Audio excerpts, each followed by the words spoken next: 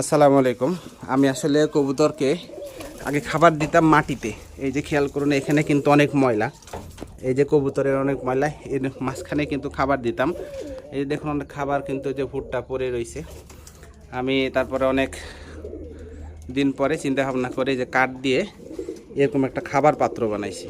এই যে উপরে তক্তা আর নিচে এই যে বাটান, এই যে এটা বাটান দিয়ে লোহা মেরে এরকম একটা খাবার পাত্র আমি বানাইছি।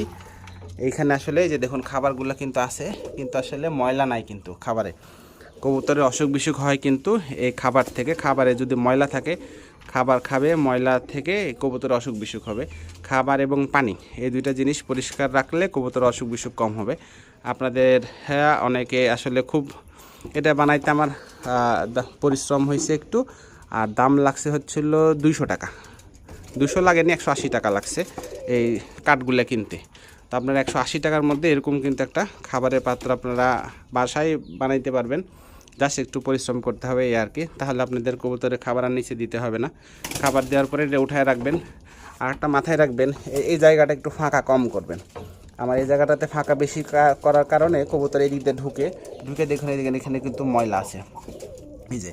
আর এই জায়গাটা যদি একটু ফাঁকা আপনারা কম করেন তাহলে কবুতর আর ঢুকতে পারবে না, তাহলে ভিতরে ময়লা হবে না। ধন্যবাদ।